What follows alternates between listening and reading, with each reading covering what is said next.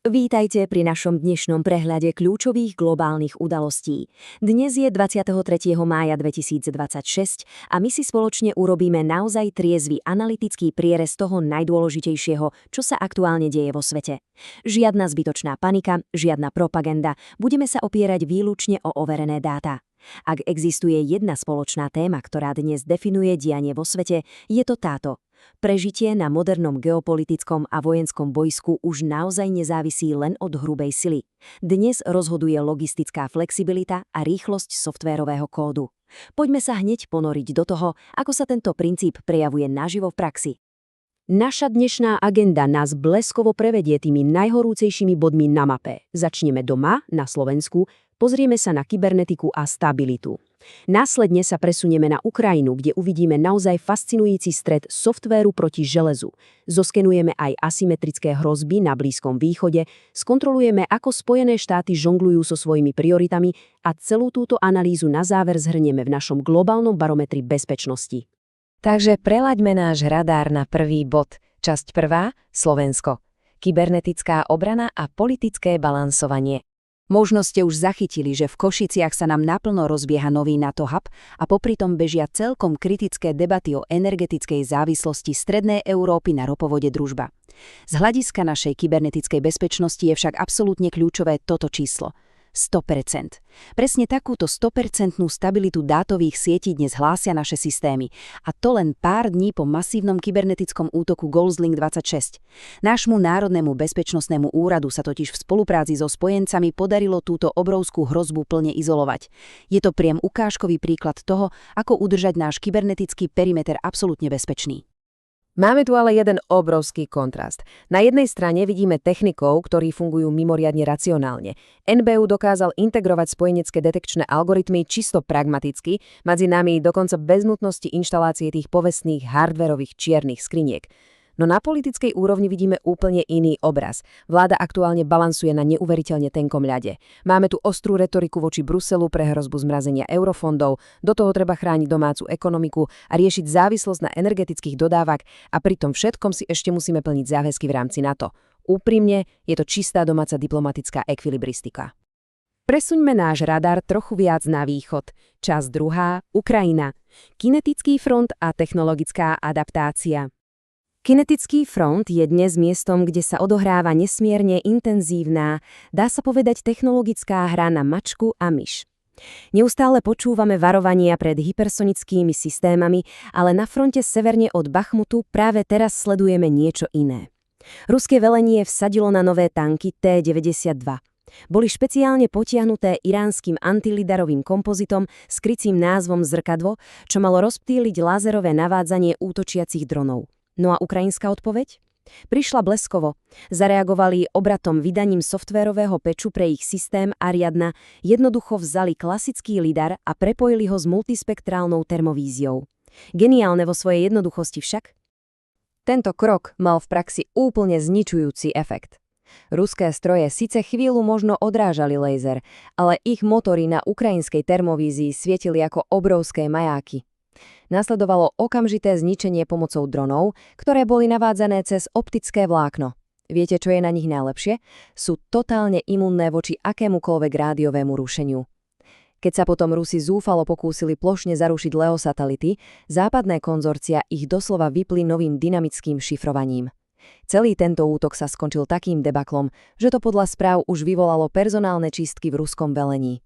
Je to jasný dôkaz, že agilný softvér dnes jednoducho dokáže zmazať početnú prevahu. Ideme ďalej na Blízky východ. Časť tretia. Asymetrická eskalácia a zásobovacie trasy. Na Blízkom východe v týchto dňoch nesledujeme masívne frontové bitky, ale niečo úplne iné – presekávanie logistických línií. Pozrite sa na postup Izraela pri operácii Sklený dom v Sýrii. Žiadne kobercové bombardovanie, ide tu o extrémnu presnosť a tvrdú prevenciu. Izraelské letectvo si presne vytipovalo podzemné výrobné linky, z ktorých mimochodom prúdili tie isté antilidarové nátery, aké mali ruské tanky, a k tomu balistické rakety pre Hizbalách. Následne vykonali chirurgicky presné údery. Izrael týmto spôsobom úspešne ničí logistické tylo nepriateľa ešte predtým, než vôbec nejaký materiál dorazí na front. Irán samozrejme vníma svoje technologické straty nielen v Sýrii, ale aj na Ukrajine a reaguje presne tak, ako sa dalo čakať, asymetricky.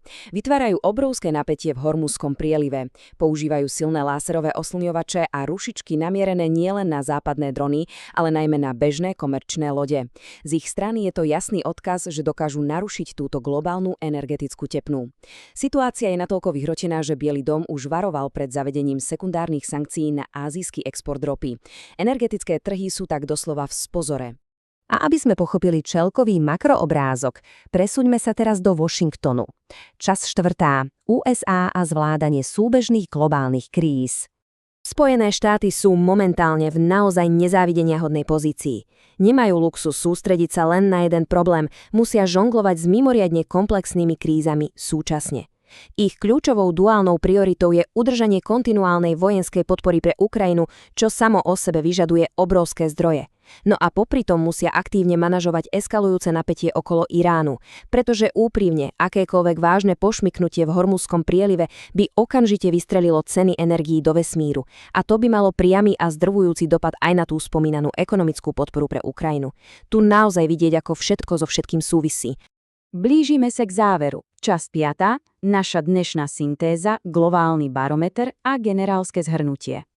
Ak zoberieme všetky tieto zdanlivo oddelené vlákná a prepojíme ich, náš dnešný barometer nám to jasne ilustruje. Slovensko svietí na žlto, prechádzame citlivým obdobím a balansujeme s diplomáciou a energetikou. Ukrajina a Rusko to je neustále červené pole extrémne vysokej intenzity a tlaku. USA spoločne s Izraelom operujú v oranžovej zóne, sú vo vysokej pohotovosti a žonglujú s viacerými krízami naraz. No a Irán predstavuje zónu s obrovským varovaním pred zvýšeným napätím.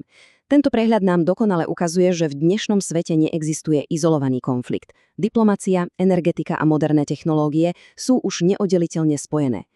A toto je hlavný záver, ktorý to všetko dokonale zhrňuje. Vojna v roku 2026 sa nevyhráva len masou železa a vojakov, ale rýchlosťou programového kódu a schopnosťou udržať logistické reťazce. Presne to sme videli na rýchlej reakcii ukrajinských inžinierov s ich novým softverom aj na preventívnych úderoch Izraela na zásobovacie siete v Sýrii. Dnes proste na boisku vládne obratný softvér a 100% zabezpečená logistika. Hrubá sila bez inteligencie už dnes naozaj nestačí.